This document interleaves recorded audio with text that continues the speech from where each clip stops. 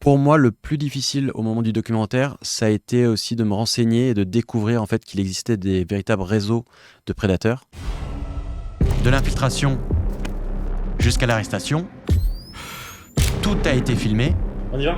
Et tout a été enregistré. Dans mon documentaire, j'ai interviewé une psychologue qui m'a expliqué les 3 étapes des prédateurs pour approcher un jeune. En gros, la première étape, c'est la mise en confiance. Donc ça va être d'abord poser des questions, essayer de rentrer dans la confiance et de se poser comme le confident, le meilleur ami de la victime. À cet âge-là, entre 10, 15, 16 ans, les jeunes ont tendance à beaucoup se poser des questions sur leur sexualité, ce qui est normal. Et malheureusement, comme les parents n'osent pas en parler, et d'ailleurs c'est sans doute une erreur, il faut pas hésiter à en parler. Ces jeunes-là ont besoin de réponses et donc ils vont les trouver avec des gens plutôt malveillants. La deuxième étape, ça va être l'isolement. Donc ça va être des trucs de c'est notre secret, tu le gardes, n'en parle pas à tes parents, ils ne comprendraient pas notre relation. Et la troisième étape, la finale, c'est la confrontation. Ça peut être soit par webcam, soit par échange de photos, soit par rencontre physique. Pour moi, le plus difficile au moment du documentaire, ça a été aussi de me renseigner et de découvrir en fait qu'il existait des véritables réseaux de prédateurs. Ils se motivent, ils se donnent des conseils. Il y a carrément même des manuels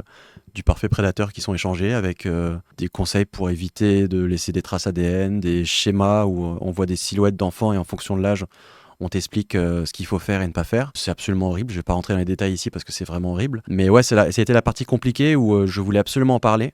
Je voulais pas non plus que tomber dans un truc trop trash, mais je voulais quand même que ce soit assez marquant pour qu'on se dise à la fin, ok, il faut faire quelque chose. Un des trucs qui m'a surpris, c'est de me rendre compte à quel point le gars ne me cachait pas grand-chose. C'est-à-dire que sur son profil, il y avait son nom, son prénom, il y avait sa date de naissance, tout était vrai, puisque ça a été vérifié après. En fait, il agissait en toute impunité et il faisait ça comme si c'était tout à fait normal et que c'était tout à fait légal. Et j'ai voulu le piéger et je lui ai dit de manière un peu faussement naïve, est-ce qu'on a le droit de faire ça? Et il m'a dit cette phrase où il m'a dit si tu es consentant, c'est ok. Sauf que non, quand on a 14 ans, enfin quand on a moins de 15 ans, il n'y a même pas d'histoire de consentement. C'est une agression, c'est un viol automatiquement. Parce qu'à cet âge-là, on n'a pas du tout la maturité et pas du tout le recul pour comprendre ce qui se passe. Si vous êtes en contact avec un prédateur, il n'y a pas de honte à s'être fait piéger sur Internet. Tout le monde se fait piéger à un moment donné dans sa vie, ça arrive à tout le monde, même à des adultes. Si ça vous arrive, ayez le réflexe d'en parler avec quelqu'un de confiance, un grand frère, une grande sœur, un parent. Ils vont pas vous engueuler parce qu'il n'y a rien de grave là-dedans. C'est mieux d'en parler plutôt que de le garder pour soi parce que sinon ça va être de pire en pire. Donc il faut vraiment libérer la parole. Un autre truc qui est important, c'est qu'en tant que mineur, on peut déposer plainte